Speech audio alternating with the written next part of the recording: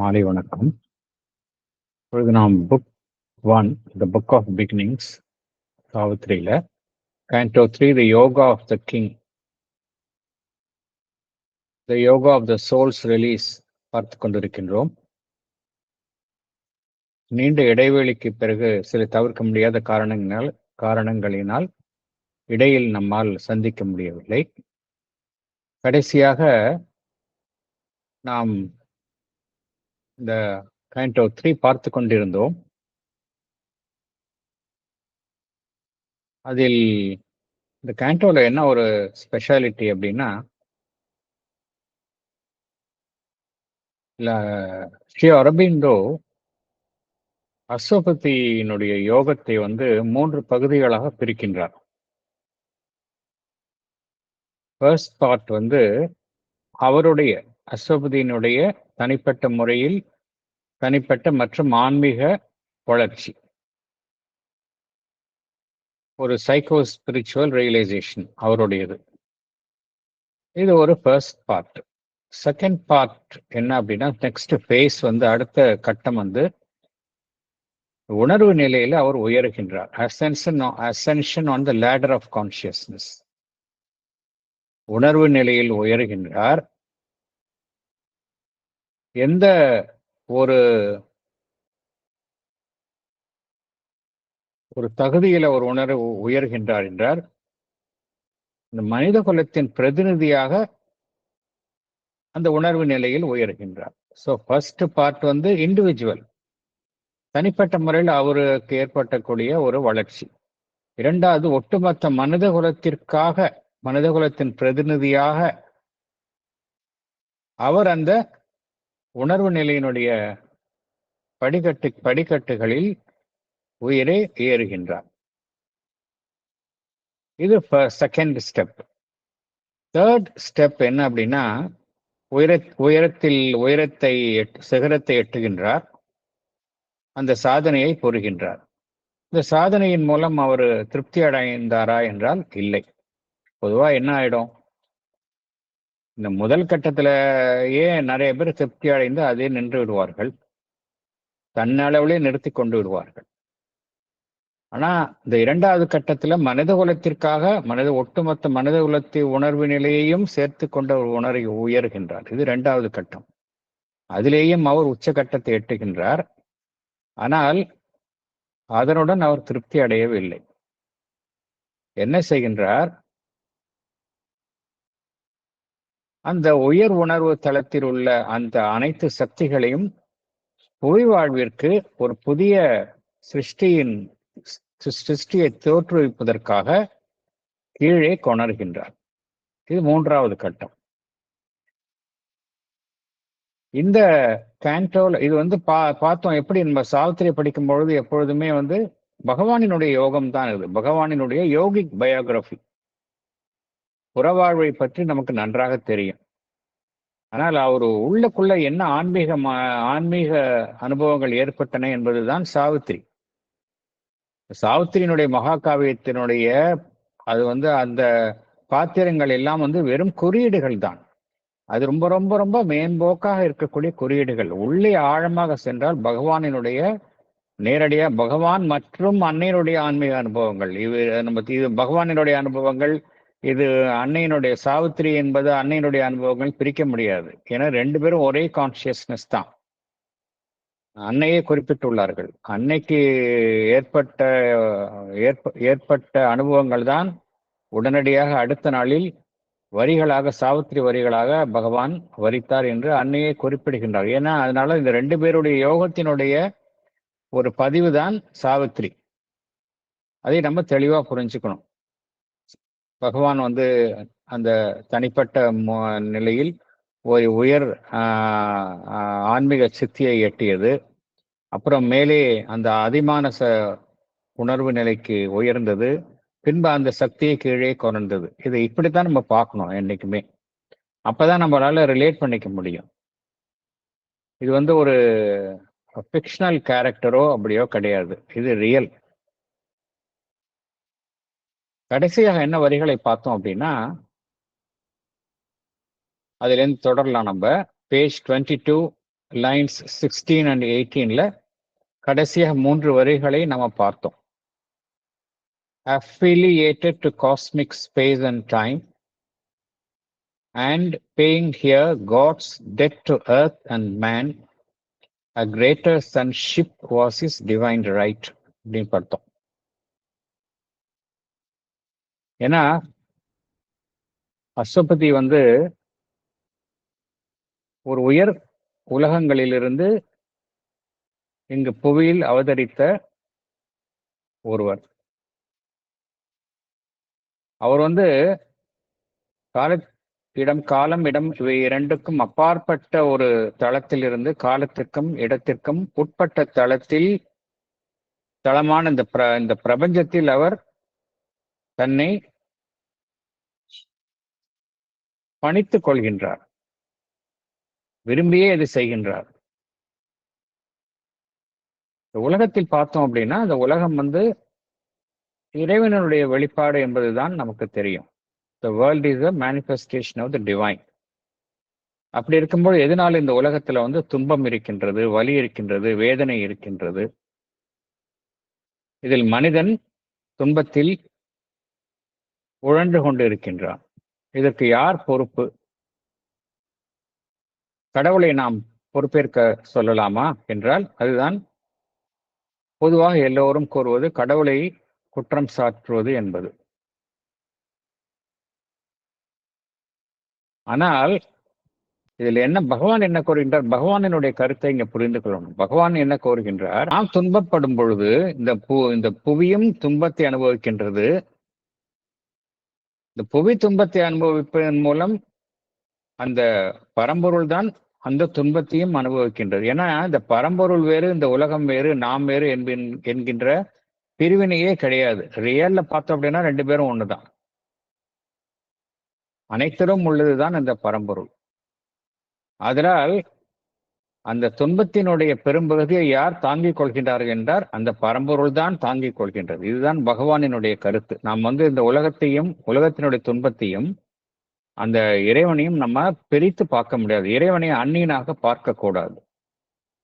அதனால் இங்கு இந்த வரிகள் என்ன பார்க்கின்றோம் என்றால் கடவுள் வந்து இந்த புவிக்கு தான் செய்ய வேண்டிய கடன் பட்டுள்ளதை உணர்கின்றார். God accepts the debt that he owes to the man and earth. அந்த கடனை எவ்வாறு தீர்ப்பது?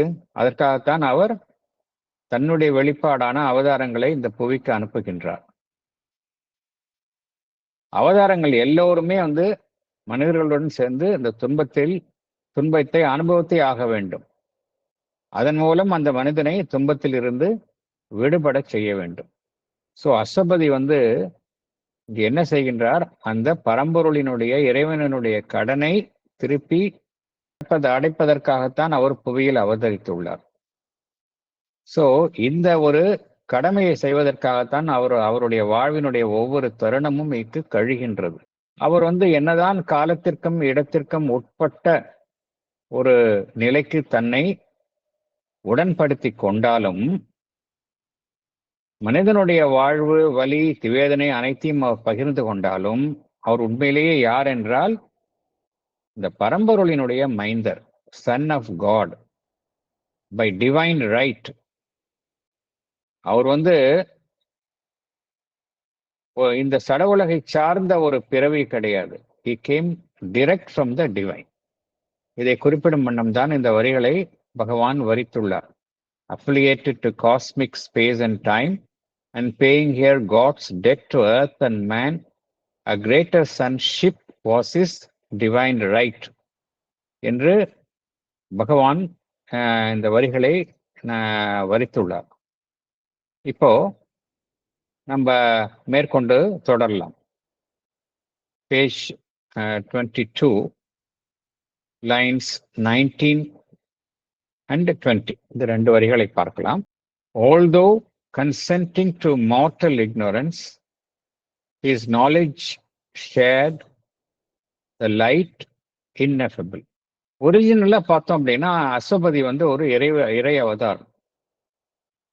அவர் வந்து அறியாமையில் இருக்க வேண்டிய அவசியம் கிடையாது. மனிதன் தான் அறியாமையில் இருக்கின்றான். ஆல்தோ கன்சென்டிங்னா உடன்படுதல், மார்டல் இக்னோரன்ஸ் அப்படின்னா மனித குலத்தை சார்ந்துள்ள அந்த அறியாமை. ஆல்தோ கன்சென்டிங் டு மார்டல் இக்னோரன்ஸ், மனித குலத்தை சார்ந்துள்ள அந்த அறியாமைக்கு உடன்படுதல். ஹிஸ் நாலேஜ், அவருடைய அந்த ஞானம், ஷேர்ட், எதை பகிர்ந்து கொண்டது? த லைட் இன்னெஃபபிள், அந்த எவற்றினாலும் விளக்க முடியாத, வார்த்தைகளினால் விவரிக்க முடியாத அந்த ஒளியை அவருடைய ஞானம் பகிர்ந்து கொண்டது. என்னதான் அவர் அந்த மனித குலத்தினுடைய அறியாமைக்கு உடன்பட்டு இருந்தாலும் அந்த உயர் ஒளியை அவருடைய ஞானம் பகிர்ந்து கொண்டது என்று பகவான் குறிப்பிடுகின்றார். என்ன காரணத்தினால அவர் இந்த மார்டல் இக்னோரன்ஸ், மனித குலத்தினுடைய அறியாமைக்கு தன்னை உட்படுத்திக் கொள்கின்றார் என்றால், இங்கு புவியில் அவர் செய்ய வேண்டிய வேலை இருக்கின்றது. அதற்காகத்தான், அதன் பொருட்டுத்தான் அவர் இந்த மனித குலத்தை பீடித்துள்ள அந்த அறியாமைக்கு தன்னை உட்படுத்திக் கொள்கின்றார். இருந்தாலும் அவருடைய அந்த ஞானம் என்பது சற்றும் இங்கு குறையாமல் இருக்கின்றது, சற்றும் பாதிக்கப்படாமல் இருக்கின்றது. எத்தகைய தன்மையை கொண்டதாக இருக்கின்றது என்றால், நம்மால் வார்த்தைகளினால் விளக்க முடியாத அந்த இறை ஒளி, அதனுடைய தன்மையை அது கொண்டதாக இருக்கின்றது. இந்த இறை ஒளி எந்த தளத்தை சார்ந்ததாக இருக்கின்றது என்றால், அது எல்லாம் கடந்த நிலையில் உள்ள உணர்வு நிலை, டிரான்செண்டன்ட் கான்சியஸ்னஸ். அதிலிருந்து வரக்கூடிய ஒளியை சார்ந்ததாக இருக்கின்றது. அந்த ஒளியினுடைய தன்மையை அவருடைய ஞானம் பெற்றுள்ளது என்று பகவான் குறிப்பிடுகின்றார். அடுத்து பேஜ் 22, வரிகள் 21 to 24, 4 வரிகளை பார்க்கலாம். A strength of the original permanence, entangled in the moment and its flow, he kept the vision of the vast behind. A power was in him from the unknowable. A strength, ஒரு வலிமை. எதனுடைய வலிமை? Original பெர்மனன்ஸ்னா ஆதி நிலையிலே ஒரு சாஸ்வதமான ஒரு அம்சத்தினுடைய அந்த வலிமை. அதுதான் அந்த பரம்பொருளினுடைய, எல்லாம் கடந்த நிலையில் இருக்கக்கூடிய அந்த பரம்பொருளினுடைய வலிமையை குறிப்பிடுகின்றார். A strength of the original permanence. அத்தகைய சக்தியை அது கொண்டதாக இருக்கின்றது. அத்தகைய சக்தியை அவர் கொண்டிருக்கின்றார். அந்த சக்தி எவ்வாறு இங்கு காணப்படுகின்றது? இன்டாங்கிள்டு இன் த மொமெண்ட். இன்டாங்கிள்னா சிக்குண்டு உள்ளது. எதுல? இந்த காலத்திற்கு, இந்த கணம், உலகத்தில் நடக்கக்கூடிய அந்த காலத்திற்குட்பட்ட இயக்கம். Entangled in the moment and its flow. இந்த காலத்திற்கு உட்பட்ட இயக்கம், அதில் சிக்குண்டுள்ளது. இருந்தாலும் he kept the vision of the vast behind. எதை அவர் தன்னுள்ளே தக்க வைத்துக் கொண்டுள்ளார்? ஒரு திருஷ்டி, ஒரு பார்வை. எதனுடைய பார்வை என்றால், அந்த எல்லையற்ற அந்த தன்மையினுடைய அனைத்திற்கும் பின்னால் இருக்கக்கூடிய அந்த எல்லையற்ற தன்மை. இந்த உலகத்துல நம்ம பார்க்கறது எல்லாமே பார்த்தோம் அப்படின்னா, எல்லாமே ஃபைனைட் லெவல்ல தான் நம்ம பார்க்கிறோம். ஆனா இந்த ஃபைனைட் அமைப்புகளை கொண்ட இந்த உலகம் என்பது மாத்திரமே உண்மை அல்ல. இந்த ஃபைனைட், அதாவது எல்லைக்குட்பட்ட வரையறைக்குட்பட்டுள்ள இந்த அமைப்புகளை கொண்ட இந்த உலகத்திற்கு பின்னால் வரையறைகளை கடந்த ஒரு அமைப்பு தான் அதற்கு ஆதரவளித்துக் கொண்டிருக்கின்றது. அதனுடைய ஒரு பார்வையை அவர் தன்னுள்ளே கொண்டுள்ளார் அப்படிங்கிறார். He kept the vision of the vast behind அப்படிங்கிறார். இங்க எல்லாம் லிமிட்டட். அந்த லிமிட்டடுக்கு பின்னாடி என்ன இருக்கு? இன்ஃபினிட்டி இருக்கு. A power was in him from the unknowable. அவரிடம் அந்த சக்தி இருந்தது. அது எங்கிருந்து வந்த சக்தி? அறிய முடியாத அந்த பரம்பொருளில் இருந்து. எதனாலும் நம்மால் அறிந்து கொள்ளவே முடியாது. பரம்பொருளை மாத்திரம் வந்து யாராலுமே அறிந்து கொள்ள முடியாது. அன்னோவபிள். அதனுடைய சக்தி அவரிடம் இருந்தது என்று பகவான் குறிப்பிடுகின்றார். நம்ம சற்றே உள்ளே செல்லலாம். சற்று ஆழமாக உள்ள பார்க்கலாம். அதனுடைய இதனுடைய சிக்னிபிகன்ஸ் என்ன அப்படின்னு. ஏன்னா இந்த strength of the original permanence பகவான் குறிப்பிடுவது என்ன அர்த்தம் அப்படின்னா, அது வந்து இந்த உலகத்தில் தன்னை ஈடுபடுத்திக் கொள்வதால் அதனால் எந்த விதமான மாற்றமும் அடையாதது. அத்தகைய சக்தி அது. இருந்தாலும் அது என்ன செய்கின்றது? இந்த காலத்திற்கும் அதனுடைய இயக்கத்திற்கும் உடன்பட்டு இருக்கின்றது. காலத்திற்கும் இயக்கத்திற்கும் உடன்பட்ட இந்த நிலையில என்ன காண்கின்றோம்? தொடர்ந்து நடைபெறும் மாற்றங்களை காண்கின்றோம். இந்த மாற்றங்களுக்கு அது உடன்பட்டு இருக்கின்றது. அதில் அது சிக்குண்டுள்ளது. இன்டாங்கிள்டு அப்படிங்கிறார்.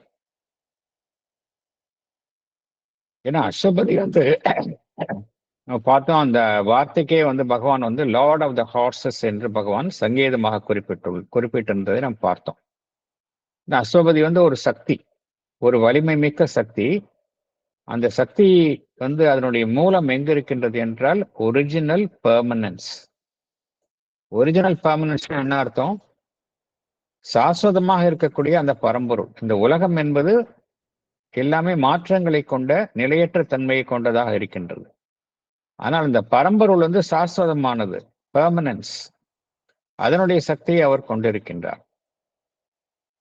ஏன்னா அது வந்து எப்பொழுதுமே மாறாத நிலையில் இருக்கக்கூடியது. மாற்றங்களை உடைய தோற்றங்களை கொண்ட இந்த உலகத்திற்கு பின்னால் மாறாத தன்மையை அது கொண்டிருக்கின்றது. அது எப்பொழுதுமே ஒரே மாதிரியாக இருக்கின்றது.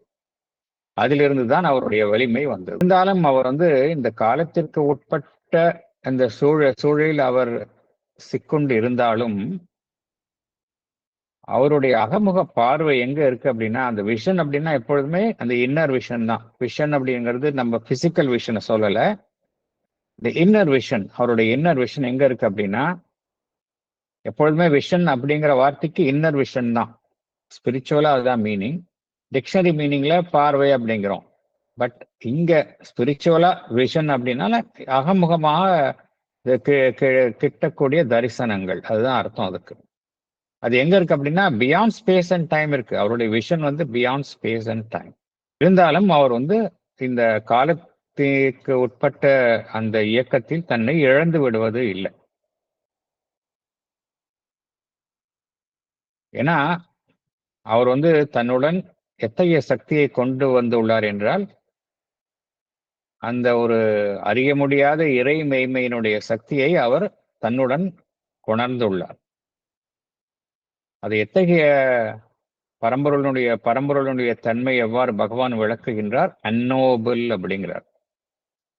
நம்மால வந்து நாம் அறிந்திருக்கவில்லை என்பது மாத்திரமல்ல, அறிய முடியாததாகவும் இருக்கின்றது. நம்மால் அறிந்து கொள்ள முடியாது. நாம் அறிந்திருக்கவும் இல்லை, அறிய முடியாததாகவும் இருக்கின்றது. அந்த அந்த அந்த வார்த்தையினுடைய அர்த்தத்தை நாம் புரிந்து கொள்ளணும். ஏன்னா அன்னோன் அப்படின்னா என்ன அர்த்தம்? இது வரைக்கும் அறியப்படாததுன்னு அப்படின்னு அர்த்தம். அதை அறிந்து கொள்ளலாம். ஆனால் அன்னோபல் என்பது அறியவே முடியாது. பகவான் பரம்பொருளை வந்து நம்மால வந்து எவ்விதத்திலும் அறிந்து கொள்ள முடியாது. அது அனைத்தையும் கடந்திருக்கக்கூடிய நிலை. அடுத்து வரிகள் 25 to 28 பார்க்கலாம். பேஜ் 22, வரிகள் 25 to 28. An archivist of the symbols of the beyond, a treasure of superhuman dreams, he bore the stamp of mighty memories and shed their grandiose ray on human life. Again, அசுபதியினுடைய அந்த விசேஷமான அம்சங்களை தான் பகவான் விளக்குகின்றார். ஆர்கிவிஸ்ட் என்ன அர்த்தம் அப்படின்னா, archives அப்படின்னு என்ன அர்த்தம்? பொதுவாக பழைய ரெக்கார்ட்ஸ், பழைய டாக்குமெண்ட்ஸ் எல்லாம் ப்ரிசர்வ் பண்றவங்க, பாதுகாத்து வைக்கக்கூடிய இடத்தை வந்து நம்ம வந்து ஆர்கைவ்ஸ் அப்படிம்போம். அதை பாதுகாக்கும் பொறுப்பில் இருப்பவரை நாம் ஆர்கிவிஸ்ட் அப்படிம்போம். இங்க அஷ்டபதி வந்து எதனுடைய பாதுகாப்பாளரா இருக்கின்றார் என்றால் archivist of the symbols of the beyond. இந்த இந்த உலகம் பிரபஞ்சம் அனைத்தையும் தாண்டி இருக்கக்கூடிய அந்த எல்லை கடந்த நிலையினுடைய குறியீடுகளினுடைய ஒரு பாதுகாப்பாளராக அஷ்டபதி இருக்கின்றார். an archivist of the symbols of the beyond. அடுத்து a treasurer of superhuman dreams. எதனுடைய ஒரு பொருளாளர், ட்ரெஷர்னா பொருளாளர்னு சொல்றோம். அதாவது ட்ரெஷர்னு இங்க என்ன அர்த்தம் அப்படின்னா, ஒரு அபூர்வமான விஷயத்தை தன்னுள் கொண்டுள்ளவர்னு அர்த்தம். a treasurer of superhuman dreams. அவர் கொண்டுள்ள கனவுகள் எல்லாம் எப்படி இருக்கு? சாதாரண மனித நிலையில் காணக்கூடிய மனித நிலையில் அனுபவிக்கக்கூடிய எதிர்கொள்ளக்கூடிய கனவுகளாக இல்லை, எல்லாமே அதிமானச நிலையில் இருக்கக்கூடிய கனவுகளாகத்தான் இருக்கின்றது. a treasure of superhuman dreams. ஏன்னா அத்தகைய கனவுகளை கொண்டிருந்தால்தான் பகவானும் அன்னையும் வந்து சூப்பர்மெண்டல் கான்சியஸ்னஸ் இங்க கொண்டு வர முடிஞ்சது.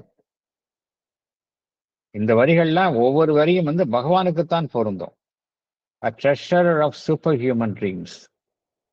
He bore the stamp of mighty memories. எதனுடைய முத்திரையை அவர் தாங்கி வந்துள்ளார் அப்படின்னா, எல்லாமே அவருடைய அந்த நினைவுகள்லாம் வந்து ஒரு மாபெரும் உன்னத தன்மையை கொண்டதாக இருக்கின்றது. Mighty memories. ஏன்னா அவர் மேலுலகத்திலிருந்து இந்த இறை உலகத்திலிருந்து வந்ததுனால சாதாரண மனித உலகத்தில் ஒரு மனிதனுக்கு ஏற்படக்கூடிய அந்த ஞாபகங்களை கொண்டு அவர் இல்லை. எதனுடைய முத்திரையை அவர் தாங்கி வந்துள்ளார் என்றால் மைட்டி மெமரிஸ். எல்லாமே வந்து மாபெரும் அதி உன்னதமான ஒரு ஞாபகங்களை பதிவுகளை தன்னுள்ளே அவர் அதனுடைய முத்திரையை அவர் கொண்டு வந்துள்ளார்.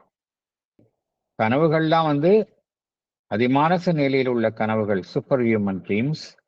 அவருடைய நினைவலைகள்லாம் எப்படி இருக்கு? மைட்டி மெமரிஸா இருக்கு. அதனால என்ன நடைபெறுகின்றது? அண்ட் ஷெட் தர் கிராண்டியோஸ், அதெல்லாம் என்ன செய்கின்றது? And shed their grandiose ray on human life. Grandiose என்ன அர்த்தம்? ஒரு மாபெரும் பிரம்மாண்டமான அதி உன்னதமான அதனுடைய கதிரை மனித வாழ்வில் மீது அவைகள் செலுத்தின என்று பகவான் குறிப்பிடுகின்றார். ஏன்னா அந்த அளவுக்கு அவர் வந்து ஒரு தெய்வ பிறவியாக அஷ்டபதி காணப்படுகின்றார். ஏன்னா இந்த உலகத்தை கடந்த நிலையில இருக்கக்கூடிய விஷயங்கள் எல்லாம் நாம் எவ்வாறு அறிகின்றோம்? உலகத்தை சார்ந்த விஷயங்களை வந்து நாம் ஐம்புலன்களின் மூலமாக அறிகின்றோம். இந்த உலகத்துக்கு அப்பாற்பட்ட விஷயங்களை நாம் எவ்வாறு அறிகின்றோம் என்றால் சங்கேத குறியீடுகளின் மூலமாகவும் பிம்பங்களின் மூலமாகவும் இன்டர்னல் விஷன்ஸ் அதன் மூலமாகத்தான் அறிகின்றோம். சிம்பிள்ஸ் அண்ட் இமேஜஸ் அதன் மூலமாகத்தான் நாம் அறிகின்றோம். இதற்கெல்லாம் யார் பாதுகாப்பாளனாக இருக்கின்றார்? அஷ்டபதி தான் பாதுகாப்பாளனாக இருக்கின்றார், கஸ்டோடியன். அவர் வந்து வெறும் அதனுடைய அவைகளினுடைய பாதுகாப்பாளராக மாத்திரம் இல்லை, இந்த குறியீடுகளை குறித்த அதனுடைய உட்பொருளை அவர் அதற்கான ஒரு உட்பொருளையும் அதற்கான ஒரு திறவுகோலையும் அவர் தன்னுள்ளே வைத்திருந்தார். Clue to unravel the mysteries, the symbols beyond. இந்த சங்கேத அறிகுறிகள் இந்த குறியீடுகளினுடைய உட்பொருளை அவர் அறிந்து வைத்திருந்தார். அதுதான் இங்க முக்கியம்.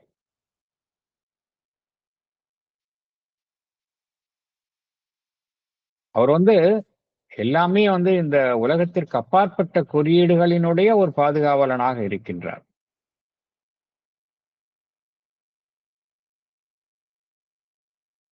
அனைத்தையுமே வந்து என்ன செய்கின்றார்? அவர் வந்து பத்திரமாக மனித குலத்திற்கு அப்பாற்பட்ட நிலையில் இருக்கக்கூடிய கனவுகளை அவர் தன்னுள்ளே பத்திரமாக அவர் தேக்கி வைத்துள்ளார். இந்த கனவுகள்லாம் எப்படி இருக்கு அப்படின்னா, இந்த ஹியூமன் ரேஞ்ச் அதற்கு அப்பாற்பட்ட நிலையில் இருப்பவைகளாக காணப்படுகின்றன. ஒரு மாபெரும் பொக்கிஷத்தை அவர் அதற்கெல்லாம் அவர் பாதுகாவலனாக இருக்கின்றார். கார்டியன் ஆஃப் கிரேட் வெல்த், அதான் அர்த்தம் treasure of super human dreams என்று பகவான் குறிப்பிடுகின்றார். நம்முடைய கனவுகள்லாம் வந்து சாதாரண நிலையில் இருப்பவை, ஆனால் அவர் கொண்டுள்ள கனவுகள்லாம் சூப்பர் ஹியூமன் ட்ரீம்ஸ் என்று பகவான் குறிப்பிடுகின்றார். ஏன்னா அவருடைய கடந்த கால பதிவுகள் எல்லாமே எப்படி இருக்கு, எல்லாமே வந்து ஒரு உன்னதமான ஒரு கடந்த காலத்தை, உயர் உலகத்தை பொறுத்துள்ள சார்ந்துள்ள கடந்த கால அனுபவங்களாக இருப்பதினால் அதன் மூலமாக கிடைக்கக்கூடிய அந்த ஒளியை வந்து பகவான் என்ன கூறுகின்றார், இந்த மனித வாழ்வின் மீது, மனித வாழ்விற்கு அவர் ஒளியூட்டுகின்றார். எல்லாமே அது அந்த அந்த ஒளி என்ன செய்கின்றது, மனித வாழ்வையே அது ஒளியூட்டுகின்றது. எவரெல்லாம் அவரை சுற்றி இருக்கின்றார்களோ அவர்களுடைய வாழ்விற்கு அவரிலிருந்து வெளிப்படும் அந்த ஒளி கதிர் என்ன செய்கின்றது, ஒளியூட்டுகின்றது. இதைத்தான் நாம் பார்க்கின்றோம். அன்னையிடமும் சரி, பகவான் அரவிந்தரிடமும் சரி, கிட்ட போனாலே நமக்கு வந்து அந்த இடத்துல இருந்து ஒரு மாபெரும் அமைதி, ஒளி, அந்த சக்தி எல்லாம் வெளிப்படுவதை நேரில் தரிசித்தவர்கள் பகிர்ந்து கொண்டுள்ளார்கள். இது நாம் அறிந்தது. அடுத்தது வரி 29 பார்க்கலாம். பேஜ் 22ல line 29. His days were a long growth to the supreme. நம்முடைய வாழ்வை எடுத்துக்கலாம்.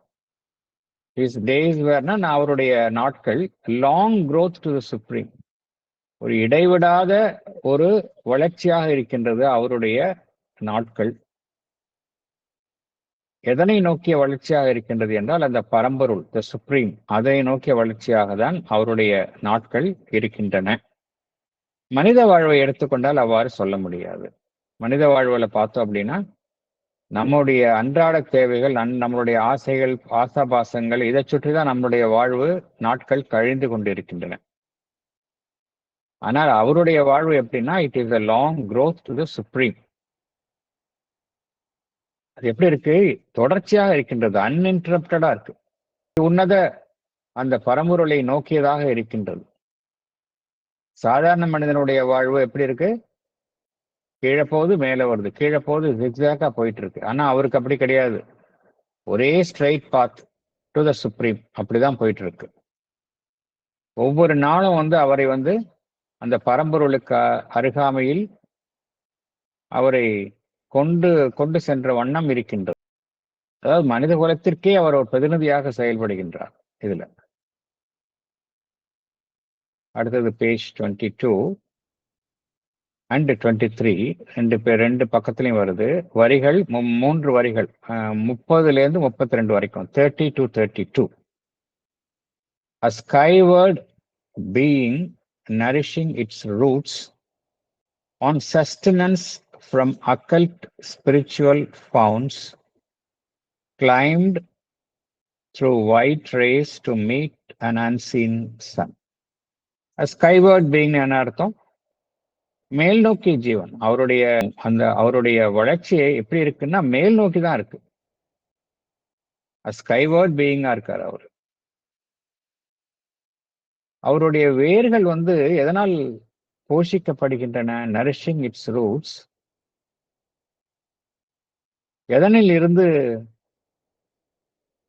அவருடைய ஜீவனுடைய வேர்கள் தன்னுடைய சக்தியையும் ஆதரவையும் பெறுகின்றன. ஆன் சஸ்டினன்ஸ், சஸ்டினன்ஸ்னா வாழ்வதற்கான ஆதாரம், சஸ்டினன்ஸ் ஃப்ரம் அக்கல்ட் ஸ்பிரிச்சுவல் ஃபார்ம்ஸ். அது மறைவியலை சார்ந்ததாகவும் இருக்கின்றது, ஆன்மீக தளத்தை சார்ந்ததாகவும் இருக்கின்றது. அதனுடைய அந்த தோற்றுவாயிலிருந்துதான் அவருடைய வாழ்விற்கான அந்த சக்தி வந்து தருவிக்கப்படுகின்றது. A skyward being nourishing its roots on sustenance from occult spiritual forms. Climbed through white rays to meet an unseen sun அப்படிங்கிறார். Climb throughனா மேலே வந்து மேலே மேலே ஏறுவது. எதன் மூலமாக ஏறுவது? White race. ஒயிட்னா ஒயிட் என்பது எதை குறிக்கின்றது? இங்க பரிசுத்தத்தை குறிக்கின்றது. பரிசுத்தம் பொருந்தி அந்த ஒளிக்கதிர்கள் மூலம் எதை சந்திக்க செல்கின்றார் என்றால் அன்சீன் சன். நாம பார்க்கக்கூடிய இந்த பிசிக்கல் யூனிவர்ஸ்ல பார்ப்பது பிசிக்கல் ஐஸால நம்ம பார்க்கக்கூடிய அந்த சூரியன். ஆனால் அந்த இவர் பகவான் இங்க குறிப்பிடுவது அன்சீன் சன். நம்மளுடைய பிசிக்கல் ஐஸ் கண்களினால் பார்க்க முடியாத, ஆனால் அந்த பரம்பொருளை ஒட்டியுள்ள அந்த சூரியனை குறிப்பிடுகின்றார். இதனுடைய மேற்புறமான பொருள் இதுதான். இதுல என்ன புரிந்து கொள்ளணும் அப்படின்னா, அவர் புவி வாழ்வில் இருந்தாலும் பார்த்தோம் அப்படின்னா அவருடைய ஜீவன், அவருடைய வாழ்வு வந்து புவியின் பக்கம் திரும்பி இருப்பதாக தெரியவில்லை. எல்லாமே வந்து அதனுடைய புவி வாழ்வில் தன்னை இழந்து விடவில்லை. எல்லாமே மேல் நோக்கிய வண்ணம் தான் இருந்தது. உயர் உலகங்கள், ஸ்கைவர்ட் என்ன அர்த்தம்னா உயர் உலகங்கள், உயர் உணர்வு நிலையில் உள்ள அந்த தளங்களை நோக்கித்தான் அவருடைய பார்வை எப்பொழுதுமே திரும்பி இருந்தது. அவருடைய மனமாகட்டும், வாழ்வாகட்டும், அவருடைய அந்த பிசிக்கல் ஆகட்டும், எல்லாமே வந்து எதனை நோக்கி எந்த மேல் உயர் உணர்வு நிலையில் உள்ள அந்த உயரங்களை நோக்கித்தான் திரும்பி இருந்தது. இருந்தாலும் அவருடைய ஜீவனினுடைய அந்த வேர்கள், ரூட்ஸ் ஆஃப் ஹிஸ் பீயிங் எதனால் போஷிக்கப்படுகின்றன? யூஸ்வலா மனிதனுடைய வாழ்வு என்பது நம்ம வந்து இந்த சடப்பொருள், சட உலகம், அதை சார்ந்துள்ள விஷயங்களினால்தான், உணவு மற்றும் இத்தகைய விஷயங்களினால்தான் நாம் நம்முடைய அந்த சக்தியையும் போஷாக்கையும் பெறுகின்றோம். ஆனா இங்க அவர் வந்து எப்படின்னா அந்த சட உலகை சார்ந்த விஷயங்களின் மூலம் அவர் போஷிக்கப்படுவது இல்லை. Not nourished on the usual material sustenance கிடையாது அவருக்கு. அவருடைய நரிஷ்மெண்ட், சஸ்டெனன்ஸ்னா நரிஷ்மெண்ட் எங்கேருந்து வருது அப்படின்னா ஸ்பிரிச்சுவல் சோர்சஸ், ஆன்மீக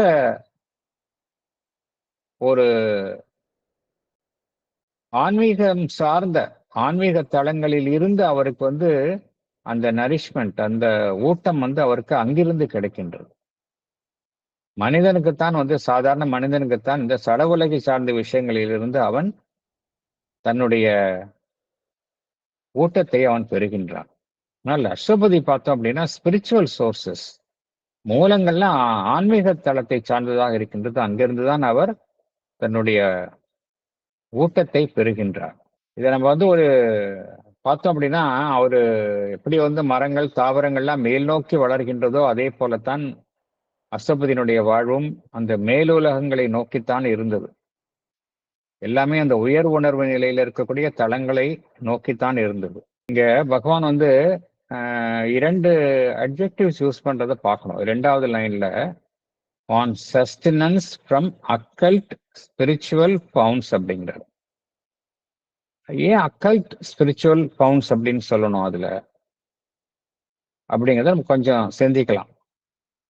என்ன இதனுடைய சிக்னிபிகன்ஸ் என்ன அப்படின்னா, ஏன் பகவான் 2 அட்ஜெக்டிவ்ஸை யூஸ் பண்றாரு இங்க? அக்கல்ட் அப்படின்னா என்ன அர்த்தம்? நம்மளுடைய மேற்புற பார்வைக்கு தெரியாதது, மறைந்து உள்ளதுன்னு அர்த்தம் இல்லையா? அக்கல்ட்னா அதான் அர்த்தம். அக்கல்ட்டா இருக்கிறதெல்லாம் ஸ்பிரிச்சுவல்னு சொல்ல முடியுமா நம்மால? எல்லா மறைவியல் சார்ந்த விஷயங்களும் ஸ்பிரிச்சுவல்னு சொல்ல முடியாது இல்லையா? What is occult need not be spiritual. So ஆனா அஷ்டபதி வந்து தன்னுடைய சக்தியை எங்கிருந்து பெற்றுக்கொண்டார்? அது மறைவியல் சார்ந்ததாகவும் இருக்கின்றது, ஆன்மீக தளத்தை சார்ந்ததாகவும் இருக்கின்றது. It's both occult and spiritual. அதை விளக்குவதற்காகத்தான் பகவான் இந்த 2 அட்ஜெக்டிவ்ஸ் போட்டிருக்கார். ஒயிட் ரேஸ் பகவான் ஏன் கூறுகின்றார் என்றால், இந்த ஒயிட் எப்பொழுதுமே இட் சிக்னிஃபைஸ் பியூரிட்டி. இந்த white rays of that sun அது வந்து நம்முடைய சாதாரண மனித கண்களால் பார்க்க முடியுமா என்றால் பார்க்க முடியாது. ஏன் பார்க்க முடியாது? அது உண்மையினுடைய சூரியன், சன் ஆஃப் ட்ரூத். சூப்பரமெண்டல் சன் பார்த்தோம் அப்படின்னா அதை வந்து அடைந்தவர்களே இல்லை என்றுதான் கூற முடியும். அதை பகவான் என்ன கூறுகின்றார்? வேத காலத்து ரிஷிகள் எல்லாமே சூப்பர் மைண்டை அந்த சன், அந்த சூப்பரமெண்டல் சன் என்பது அதை எட்டியவர்கள் மீண்டும் உடலுடன் அந்த இடத்துக்கு போக முடியாது, போனால் திரும்பி வர முடியாது என்பதுதான் ரிஷிகளினுடைய ஒரு அனுபவமாக இருந்தது. ஆனால் அதையும் மாற்றி பகவான் இந்த புவியினுடைய தளத்திற்கு கொண்டு வந்தார். அதை இந்த சன் ஆஃப் ட்ரூத்னா அதுதான். அதை எப்படி பார்க்க முடியும் அப்படின்னா நம்மளுடைய அகக்கண்களால் தான் பார்க்க முடியும், பிசிக்கல் ஐஸ்னால பார்க்க முடியாது. முக்கியமாக என்ன புரிந்து கொள்ளணும், அவருடைய நரிஷ்மெண்ட் எப்படி கிடைக்குது அப்படின்னா ஹிடன் ஸ்பிரிச்சுவல் சோர்சஸ் தான் அவருடைய சோர்ஸ் ஆஃப் நரிஷ்மெண்டா இருக்கின்றது. ஸ்ரீ அன்னையும் சரி, பகவான் ஸ்ரீ அரவிந்தரும் சரி பார்த்தோம் அப்படின்னா அவர்கள் மீண்டும் மீண்டும் என்ன கூறுகின்றார்கள்னா, அந்த சக்தி அவர்களுக்கு எவ்வாறு கிடைத்துள்ளது என்றால் அந்த ஹையர் பிளேன்ஸ் ஆஃப் கான்சியஸ்னஸ்லேருந்து தான் அந்த சக்தி வந்து தொடர்ந்து அவர்களுக்குள்ளே இரக்கம் கொண்டே இருந்தது. ஸ்ரீ அன்னை மேலும் கோருகின்றார்கள், அவர்களுடைய வெறும் உணவை கொண்டு நான் வந்து என்னுடைய உடலை வந்து பராமரிக்கவில்லை என்று நிறைய இடங்களில் குறிப்பிட்டுள்ளார்கள். பகவானும் என்ன செய்தார், எத்தனை நாளைக்கு அவரால் வந்து உணவு உண்ணாமல் இருக்க முடியும் என்பதை பரிசோதிப்பதற்காக சங்கர் செட்டியினுடைய வீட்டில் இருக்கும்போது 21 நாட்கள் தொடர்ந்து உணவே உண்ணாமல் பச்சை தண்ணீர் கூட குடிக்காமல் இருந்தார். அந்த 21ஆம் நாள் விரதம் முடிந்த பிறகு நேரடியாக திரவத்தை உண்ணாமல் நேரடியாக திட உணவையே உட்கொண்டார். அப்படி என்றால் அந்த இடைப்பட்ட காலத்தில் அவர் எங்கிருந்து அவருடைய சக்தியை பெற்றுக்கொண்டார் என்றால் இந்த ஸ்பிரிச்சுவல் சோர்ஸ். ஸோ இது நம்ம எப்பொழுதுமே சாவித்திரி படிக்கும் பொழுது பகவானினுடைய அனுபவத்தையும் அன்னையினுடைய அனுபவத்தையும் ஒப்பிட்டு பார்க்கும் பொழுதுதான் நம்மால வந்து இதை அப்ரிஷியேட் பண்ண முடியும், அந்த உண்மைகளை நம்மால புரிந்து கொள்ள முடியும். அடுத்தது பேஜ் 23 லைன்ஸ் 33 to 35 3 வரிகளை பார்க்கலாம். His soul lived as eternity's delegate. His mind was like a fire assailing heaven. His will a hunter in the trails of light. His soul, அவருடைய ஆன்மா வந்து எவ்வாறு இருந்தது, எதனுடைய பிரதிநிதியாக இருந்தது அப்படின்னா அந்த சாஸ்வதமான பரம்பொருளினுடைய பிரதிநிதியாக இங்கு இருந்தது. His soul lived as eternity's delegate. டெலிகேட்னா யாரு? என்னுடைய சார்பா ஒருத்தர் அனுப்பிச்சேன் அப்படின்னா அதான் அவர் தான் delicate. His mind was like a fire assailing heaven. So first soul, அடுத்தது மைண்ட். மைண்ட் எப்படி இருக்கு? ஒரு தீ போன்று இருக்கின்றது. அந்த தீ என்ன செய்கின்றது, அந்த சொர்க்கத்தையே அது தன்னுடைய சக்தியின் மூலம் அது தன்பால் இழுக்கக்கூடிய அந்த வல்லமையை உடையதாக இருக்கின்றது. Is mind was like a fire அசைலிங்னு அட்டாக் பண்றது. ஹெவன் மைண்ட் வந்து அவ்வளவு பவர்ஃபுல்லா இருக்கு, அந்த சொர்க்கத்தையே தன்பால் வலிமையுடன் இழுக்கும் ஒரு தீ போன்று இருக்கின்றது அவருடைய மனம். Is will a hunter in the trails of light. வில்னா அவருடைய சங்கல்பம். அந்த சங்கல்பம் எப்படி இருக்கு? ஹண்டர், வேடன். இந்த வேடன் பார்த்தோம் அப்படின்னா எப்படி என்ன பண்ணுவாங்க, வேடன் வந்து ஒரு அனிமல்ஸை வந்து அவங்க ஹண்ட் பண்ணணும் அப்படின்னா அந்த விலங்குகள் எந்த தடத்தில் போயிருக்கின்றதோ அந்த தடங்களே பின்னோக்கி சென்று அவருடைய அந்த விலங்குகளை அவர் வேட்டையாடுவார். அதே போல இவருடைய அஸ்வபதியினுடைய சங்கல்பம் வந்து ஒளியினுடைய அந்த தடங்களை பின்பற்றி செல்லும் ஒரு தன்மையை கொண்டதாக இருக்கின்றது. Is will hunter in the trails of light. ஏன்னா அவருடைய ஆன்மன் எப்படி இருக்குன்னு பார்த்தோம் அப்படின்னா நம்முடைய ஆன்மன் எப்படி இருக்குன்னு பார்த்தோம் அப்படின்னா no doubt all of us have souls. எல்லாமே வந்து பரிணாமத்திற்கு உட்பட்ட நிலையில இருக்கின்றது. வெவ்வேறு பிறவிகள்ல நம்ம இவால்வ் ஆகிட்டே இருக்கோம். நம்மளுடைய பேஸ் வந்து எர்த். ஆனால் இவர் வந்து பரம்பொருளினுடைய பிரதிநிதியாக இருக்கின்றார் இல்லையா? Representative of eternity. சோ அவருடைய அந்த மூலம் ஆரிஜின்ஸ் எங்க இருக்குன்னா மேலுலகம் தான் அவருடைய தோற்றுவாயாக இருக்கின்றது. இதுல 3 பாகங்களும் அந்த அவருடைய ஜீவனினுடைய 3 பாகங்களை பகவான் இங்க விளக்குகின்றார். ஒன்று அவருடைய ஆன்மன், இரண்டாவது அவருடைய மனம், மூன்றாவது அவருடைய சங்கல்பம். சங்கல்பம் என்றால் சக்தி. ஆன்மன் வந்து அந்த பரம்பொருளினுடைய டெலிகேட் பிரதிநிதியாக இருக்கின்றது, ரெப்ரசன்டேட்டிவா இருக்கின்றது. அவருடைய ஆன்மன் இந்த உலகத்தில் அந்த பரம்பொருள், சாஸ்வதமான பரம்பொருள் பிரதிநிதியாக காலத்திற்குட்பட்ட நிலையில் இருக்கின்றது. அவருடைய மனம் வந்து பார்த்தோம் அப்படின்னா, ஏன் மனம் வந்து இத்தகைய ஒரு வல்லமை பொருந்தியதாக இருக்கின்றது என்றால், அவர் மனதில் பார்த்தோம் அப்படின்னா அவ்வளவு வந்து அந்த பேரார்வம் இருக்கின்றது, ஆஸ்பிரேஷன் இருக்கு, ஒரு தீவிரமான ஆஸ்பிரேஷன் இருக்கு, இன்டென்ஸ் ஆஸ்பிரேஷன் இருக்கு. அது எதை போன்று இருக்கின்றது? ஒரு தீ. இந்த தீ என்ன செய்கின்றது? அந்த சொர்க்கத்தையே ஒரு ஆவேசத்துடன் அது பிரவேசம் செய்து தன்பால் இழுக்கக்கூடிய தன்மையை கொண்டதாக இருக்கின்றது. இந்த சொர்க்கத்தின் கதவுகளை அது மூர்க்கத்தனத்துடன் முட்டி மோதி திறந்து தன் புவியின் பக்கம் இழுப்பதாக இருக்கின்றது. So much aspiration. அசைல் என்ன அர்த்தம்? அட்டாக்னு அர்த்தம். தாக்குவது போன்றுன்னு அர்த்தம்.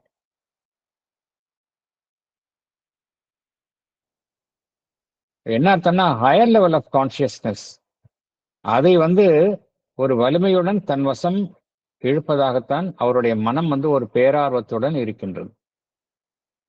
சங்கல்பம் எப்படி இருக்குன்னு பார்த்தோம் அப்படின்னா, எப்பொழுதுமே அந்த உயர்வான ஒரு பரம்பொருளை நோக்கித்தான் அது தேடிக்கொண்டிருக்கின்றது. அந்த ஒளி பொருந்திய தடத்தை எப்பொழுதுமே பின்தொடர்ந்து சென்று அந்த சாஸ்வதமான பொருளை நோக்கித்தான் அது தேடிய வண்ணம் இருக்கின்றது. எங்கெல்லாம் ஒளி இருக்கின்றதோ அந்த ஒளி எங்கெல்லாம் தென்படுகின்றதோ ஒளியின் தடம் அதை தேடிய வண்ணமே அது இருக்கின்றது. எப்படி வந்து ஒரு வேட்டையாடுபவர் விலங்குகளினுடைய தடங்களை அவர் தேடுவாரோ, அதே போல ஒளியின் தடத்தை அது எப்பொழுதுமே அதை பின்தொடர்ந்து சென்ற வண்ணமே அவருடைய சங்கல்பம் இருக்கின்றது. சோ இவ்வாறெல்லாம் பகவான் என்ன கூறுகின்றார்? அசோபதியினுடைய அந்த ஆன்மன், மனம், சங்கல்பம் இவை மூன்றும் எத்தகைய அம்சங்களை கொண்டதாக இருக்கின்றன என்று பகவான் விளக்குகின்றார். அடுத்தது பேஜ் 23, வரிகள் 36 38, 3 வரிகளை பார்க்கலாம். An ocean impulse lifted every breath. Each action left the footprints of a god. Each moment was a beat of puissant wings. An ocean impulse தான் இதை வந்து கற்பனை பண்ணி பார்க்கலாம். ஒரு மாபெரும் சமுத்திரம் இருக்கு. அதனுடைய உந்து சக்தி எப்படி வந்து எவ்வளவு பவர்ஃபுல்லா இருக்கும். ஒரு சமுத்திரமே வந்து மேலெழுந்து ஒன்றை தள்ளும் பொழுது அதனுடைய சக்தி எத்தகையதாக இருக்கும்.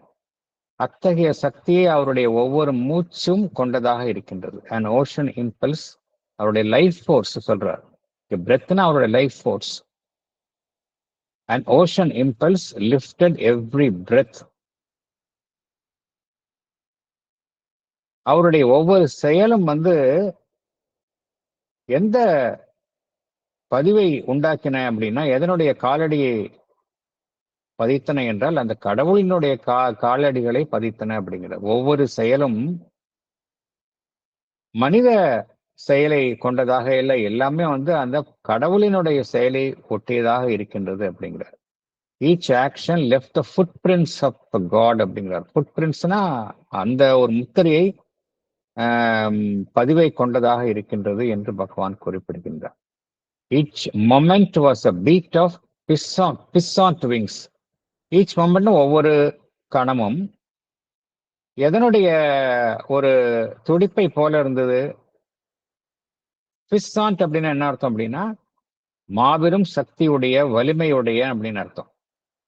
அந்த இறக்கைகளினுடைய ஒரு படபடப்பை போல, அடித்தலை போல இருந்தது. மாபெரும் வலிமைகளை கொண்ட அந்த இறக்கைகளினுடைய ஒரு அதனுடைய இயக்கத்தை போல இருந்தது என்று கூறுகின்றார். Each moment was a beat of pheasant wings. அது எப்படி வலிமையான இறக்கைகளை அடித்துக் கொள்ளுமோ அதுபோன்று இருந்தது ஒவ்வொரு கணமும் அப்படிங்கிறார். ஏன்னா அவர் வந்து பகவான் அசுபதி வந்து பார்த்தோம் அப்படின்னா எல்லா வழிகளிலுமே அவர் வந்து ஒரு மாபெரும் தன்மையை கொண்டதாக அவர் இருக்கின்றார். அவருடைய ஒவ்வொரு மூச்சும் பார்த்தோம் அப்படின்னா ஒரு ஒரு சமுத்திரத்தினுடைய ஒரு சக்தி, அதனுடைய உந்து சக்தியை தன்னுள் கொண்டதாக இருக்கின்றது. வலிமை பொருந்தியதாகவும் மாபெரும் அகண்டு விருந்ததாகவும் அவருடைய இயக்கம் இருக்கின்றது. அவருடைய வாழ்வு சக்தியினுடைய இயக்கம் இருக்கின்றது. ஏன்னா அவர் லைஃப் ஃபோர்ஸை பத்தி தான் இங்க சொல்றார். பகவான் வந்து இந்த பிரெத் அப்படிங்கிறது அந்த பிராணசக்தியை பத்தி பகவான் சொல்கின்றார். மனிதனுடைய வாழ்வு சக்தி எப்படி இருக்கு? ரொம்ப லிமிட்டடா இருக்கு. ஆனா அஷ்டபதியில அவருடைய வாழ்வு சக்தி எப்படி இருக்கு? an ocean impulse lifted every breath அப்படிங்கிறார். அது வந்து ஒரு லிமிட்லெஸ் பவர். இந்த சமுத்திரத்தினுடைய ஒரு சக்தி வந்து அவருடைய ஒவ்வொரு மூச்சையும், அது வாழ்வினுடைய இயக்கத்தையும் அது வந்து உந்து பின்னிருந்து உந்து தள்ளுவதாக இருக்கின்றது என்று குறிப்பிடுகின்றார். அவருடைய செயல்பாடுகள்லாம் எப்படி இருக்கு? ஒரு சாதாரண ஒரு மன்னனுடைய, ஒரு ராஜாவினுடைய செயல் போல இல்லை. ஒரு ஆர்டினரி கிங் கிடையாது அஸ்வபதி. அவருடைய ஒவ்வொரு செயலும் பார்த்தோம் அப்படின்னா அந்த கடவுளினுடைய அந்த அம்சத்தை கொண்டதாக இருக்கின்றது. அதனுடைய முத்திரையை தன்னுள் கொண்டதாக இருக்கின்றது. அந்த இறை அம்சம்தான் அவருடைய ஒவ்வொரு செயலின் மூலமும் வெளிப்பட்டது.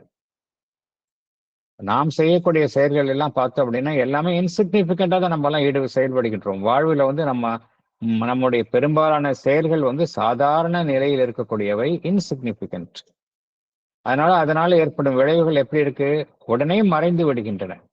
ஆனா அஸ்வபதியினுடைய விளைவுகள் பார்த்தோம் அப்படின்னா அதனுடைய பதிவு, அதனுடைய இம்பாக்ட் வந்து லாங் லாஸ்டிங்கா இருந்தது அப்படிங்கிறார். ஒரு பெர்மனன்ட் மார்க். எல்லாமே வந்து வலிமை. அவருடைய ஒவ்வொரு வாழ்வினுடைய இயக்கமும் பார்த்தோம் அப்படின்னா எப்படி வந்து ஒரு வலிமையான ஒரு சிறகுகளினுடைய அந்த சிறகுகளினுடைய இயக்கம் எவ்வாறு இருக்குமோ அது போலத்தான் அவருடைய வாழ்வினுடைய இயக்கங்கள்லாம் அந்த அளவுக்கு வலிமையாக இருந்தன அப்படிங்கிறார். Powerful wing beat. ஒரு பெரிய பறவை அதனுடைய வலிமை பொருந்திய இறக்கையினுடைய அடித்தல் எந்த அளவுக்கு வலிமையாக இருக்குமோ அந்த அளவுக்கு அவருடைய வாழ்வினுடைய ஒவ்வொரு கணமும் அவ்வாறு இருந்தது என்று பகவான் குறிப்பிடுகின்றார்.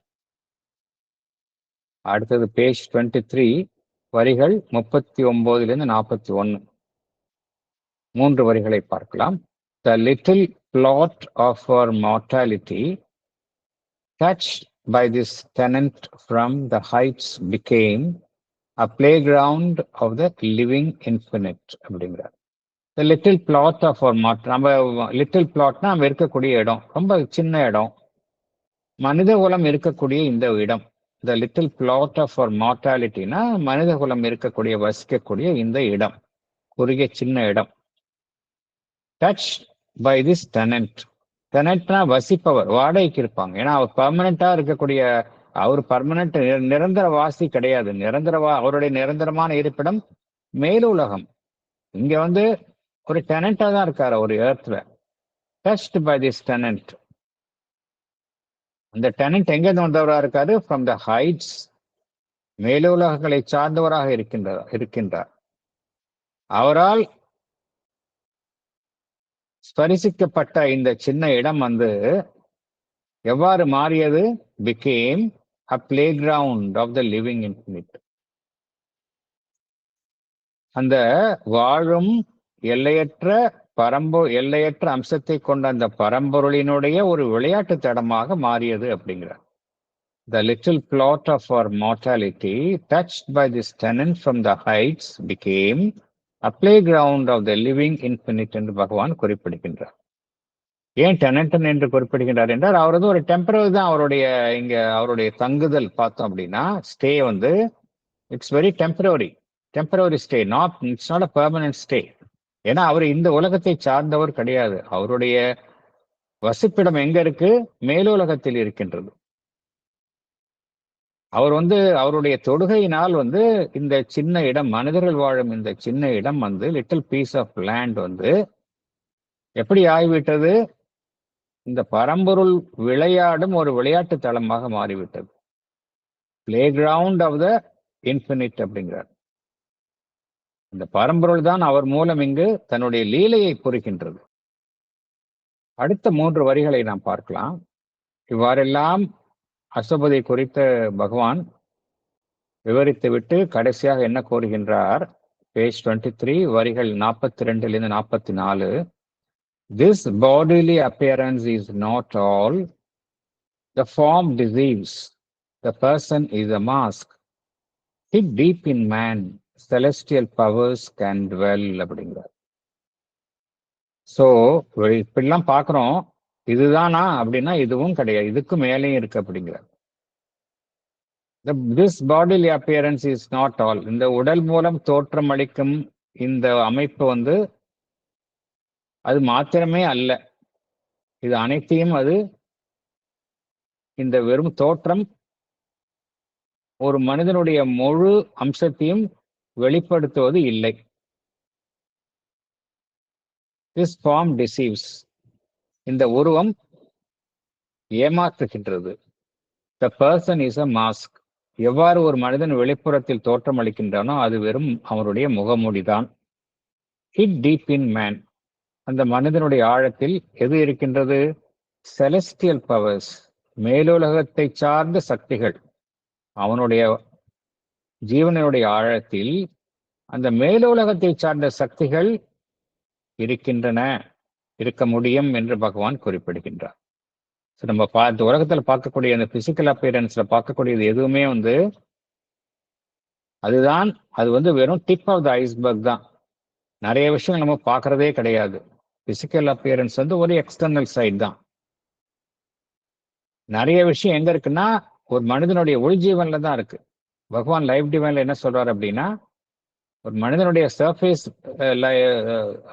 பீயிங் அப்படிங்கிறது எப்படி ஒரு கோபுரம் இருக்குது, கோபுரத்தினுடைய கலசம் கோபுரம் வந்து கம்ப்ளீட்டா தண்ணியில மூழ்கி இருக்கு. கோபுரத்தினுடைய கலசம் மாத்திரம் வெளியில தெரியுது, தண்ணிக்கு மேல தெரியுதுன்னா அந்த கலசம் போன்றுதான் ஒரு மனிதனுடைய சர்ஃபேஸ்ல புறவாழ்வு. கோபுரத்தினுடைய பெரும்பகுதி தண்ணிக்குள்ள இருக்கிறது, அதுதான் நம்முடைய உள்ஜீவன். ஸோ அதுதான் நம்ம கீழே இருக்கிறது நம்மளுடைய உள்ஜீவன் தான். ஸோ இந்த பிசிக்கல் அப்பியரன்ஸ் வந்து நம்ம வெளியுலகத்துக்கு நம்ம அதன் மூலமாக நாம் காட்சி அளிக்கின்றோம். ஆனால் அது வந்து ஒண்ணுமே இல்லை. It's very small. It represents only a small portion of us அப்படிங்கிற. அதனாலதான் வந்து அவுட்டர் ஃபார்ம் வந்து எப்பொழுதுமே டிசெப்டிவ். அதை வச்சு நம்ம வந்து எந்த முடிவுக்கும் வர முடியாது. அது தன்னுள்ளே என்ன மறைந்திருப்பது என்பதை அது காட்ட முடியாது. அதனால் நம்ம என்ன செய்யறோம்? நம்ம ஒருவரை பற்றி எடுக்கக்கூடிய முடிவுகள் எல்லாமே வெறும் எக்ஸ்டர்னல் அப்பியரன்ஸ் வச்சு முடிவு எடுக்கிறோம். ஆனால் பெரும்பாலான நேரங்கள் என்ன நடக்கின்றது என்றால், நம்முடைய புரிதல்கள் வெளிப்புற தோற்றத்தை வைத்துக் கொண்டு நாம் எடுக்கும் முடிவுகள் தவறாக இருக்கின்றன என்பதைத்தான் நாம் அறிகின்றோம், இல்லையா? ஒரு மனிதன் வந்து ஒரு வீக்கா கூட காட்சி அளிக்கலாம். ஆனால் அவனுக்குள்ள வந்து அவன் மிகுந்த ஆன்ம பலத்தை தன்னுள் கொண்டவனாக இருக்கலாம். அதனால எக்ஸ்டர்னல் ஃபார்ம் வந்து எப்பொழுதுமே டிசெப்டிவ் என்று பகவான் குறிப்பிடுகின்றார். ஒவ்வொரு மனிதனும் வந்து அந்த முகமூடியைத்தான் அடைந்து வந்துள்ளான். இந்த உலகத்துல பார்த்தோம் அப்படின்னா டெம்பரரியா அந்த உலகத்துல இருக்கும்பொழுது அவன் இஸ் வேரிங் எ மாஸ்க். அந்த மாஸ்க் தான் வந்து எந்த பங்கை எந்த ரோல் பிளே நம்ம பண்றோமே உலகத்துல நம்ம வாழ்வுல, அது வெறும் மாஸ்க் தான். ஆனா ஒவ்வொரு மனிதனுக்குள்ள என்ன இருக்கு? மாபெரும் சக்திகள்லாம் இருக்குது.